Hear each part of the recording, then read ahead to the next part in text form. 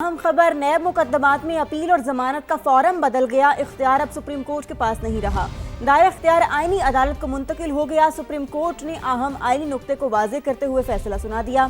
3 रुकनी bench ने करार दिया कि अपील का फॉर्म कानून ही तय करता है, ये किसी साइल की रजामंदी पर मुनहसिर नहीं है। फैसले के बाद नैब से मुतालिक दीगर ज़र-ए-इल्तवा मुकदमात भी आईनी अदालत में मुंतकिल होंगे। बानी पीटीआई की 190 मिलियन पाउंड केस में सजा मुअत्तली की दरख्वास्त भी आईनी अदालत में जाएगी। इस्लामाबाद से सुहेल रशीद की रिपोर्ट।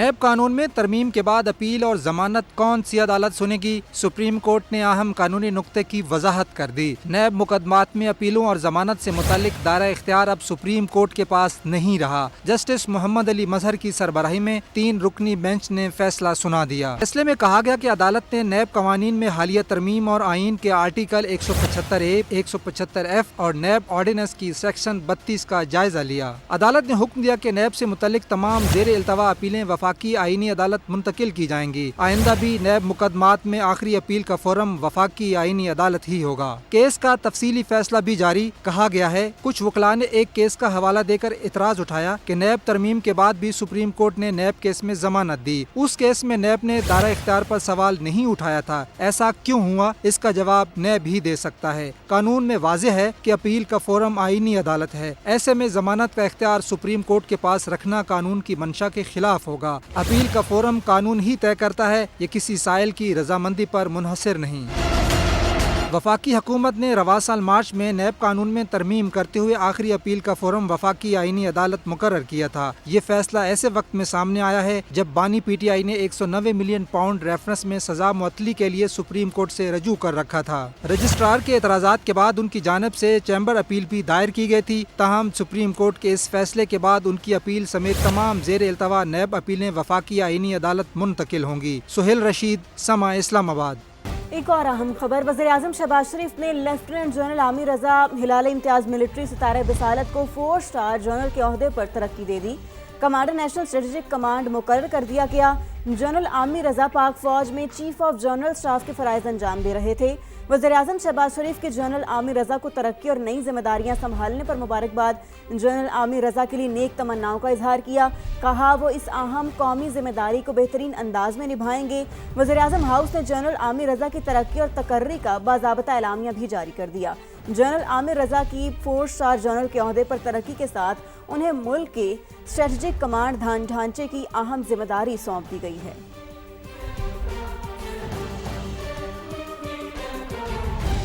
पेट्रोलियम मसनूआत की कीमतों के रोजाना तयन का मतलब रोजाना नया इजाफा बन गया। तेल की कीमतें मुसलसल चौथे रोज बढ़ा दी। पेट्रोल 4 रुपए 40 पैसे, डीजल 3 रुपए 62 पैसे महंगा कर दिया गया। एक हफ्ते के दौरान डीजल 55 रुपए, पेट्रोल 20 रुपए महंगा हुआ है।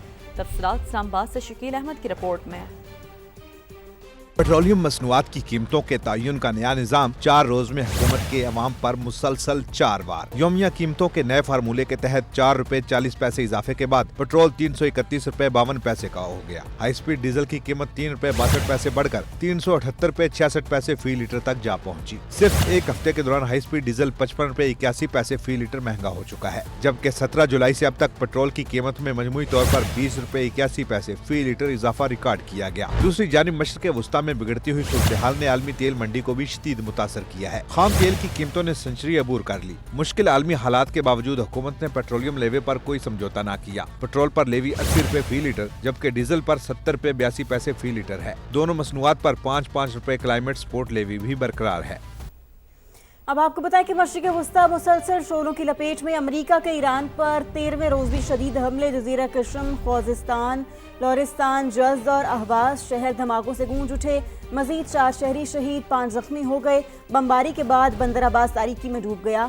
अमेरिकी सेंट्रल कमांड के मुताबिक हमलों का एक और दौर मुकम्मल कर लिया। ताज़ा कार्रवाइयों में ईरानी फौज की कमांड, मराकिज़, मिसाइल और ड्रोन लॉन्च करने वाले मकामात और फ़ज़ाई दिफाई तंसीबात को निशाना बनाया गया। हमलों का मकसद पास दरानी इनकलाब की जानिब से तिजारती जहाज़ों को लाहक खतरात को कम करना है।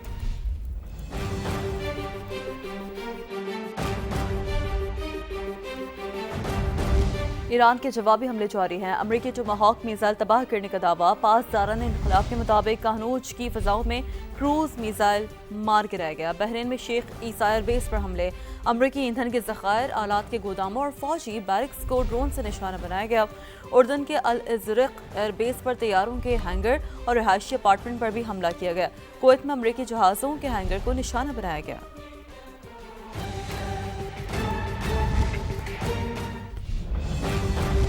دوسری جانب امریکی صدر کا ہرمز میں نقصان کا ازالہ ایرانی فنڈ سے کرنے کا اعلان۔ سوشل میڈیا پر جاری بیان میں کہا کہ تجارتی جہازوں کے نقصانات ایران کے منجمد فنڈ سے پورے کیے جائیں گے۔ ایران کے پیسوں سے ادائیگی ہی منصفانہ راستہ ہے۔ صدر ڈونلڈ ٹرمپ نے ایران پر سب سے بڑے اور تباہ کن حملے کی دھمکی بھی دے دی۔ ویب سائٹ ایکزیوس سے گفتگو میں کہا کہ ایران پر بڑے پیمانے پر حملے کے فیصلے کے بہت قریب ہیں، ابھی تک حتمی فیصلہ نہیں کیا۔ انہوں نے دعویٰ کیا کہ ایرانی حکام مذاکرات چاہتے ہیں۔ واشنگٹن میں تقریب سے خطاب میں کہا، ایران کی نیوی فضائی اور فوجی صلاحیت ختم کر دی، ایران کو کسی صورت جوہری ہتھیار حاصل نہیں کرنے دیں گے۔ ایرانی وزیر خارجہ کا اثاثے سے متعلق ٹرمپ کے بیان پر سخت رد عمل۔ دوسرے ممالک کے اثاثے ضبط کرنا خطرناک مثال ہے، یہ معمول بن گیا تو کسی کے اثاثے محفوظ نہیں رہیں گے۔ ایرانی وزیر خارجہ عباس اراغچی کا بیان، کہا اس عمل کے نتائج انتشار اور عدم استحکام کی صورت میں نکلیں گے۔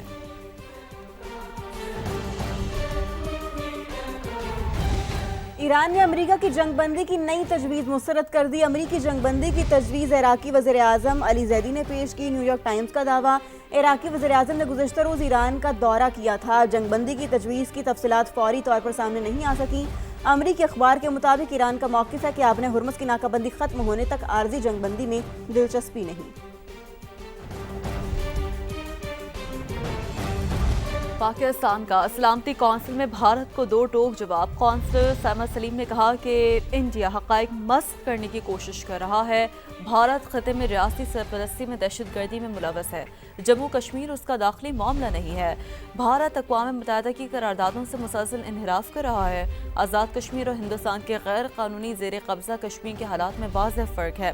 کشمیری عوام کی ناقابل تنسیق حق خود ارادیت سے انکار نہیں کیا جا سکتا۔ صدر مملکت آصف علی زرداری سے بلوچستان کے صوبائی وزراء کی ملاقات۔ صوبے میں امن و امان، ترقیاتی منصوبوں اور عوامی فلاح کے اقدامات پر پیش رفت تیز کرنے کی ہدایت کی گئی۔ بلاول ہاؤس کراچی میں ہونے والی ملاقات میں صوبے کی صورتحال پر تبادلہ خیال کیا گیا۔ صدر آصف علی زرداری نے کہا کہ بلوچستان کے عوام کو بنیادی سہولیات کی فراہمی اور صوبے کی ترقی حکومت کی اولین ترجیحات میں شامل ہے۔ صوبے کی ترقی، امن و امان، عوامی فلاح اور معاشی سرگرمیوں کے فروغ کے لیے متعلقہ ادارے مربوط انداز میں کام کریں۔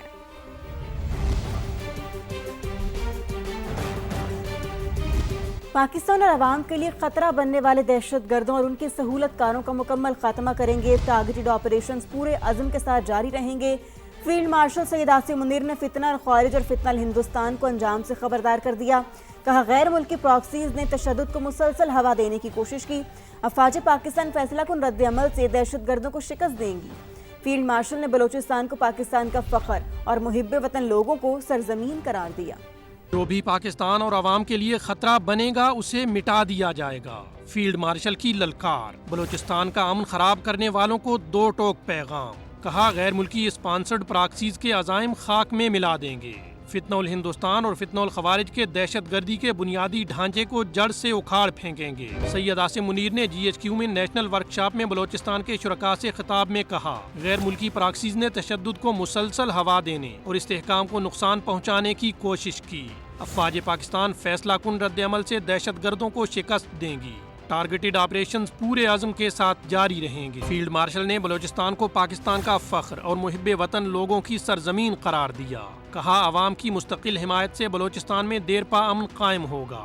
وفاقی اور صوبائی حکومتوں کے ترقیاتی منصوبے بلوچستان کی سماجی اور معاشی ترقی کے لیے ایک نئے دور کا آغاز ثابت ہوں گے۔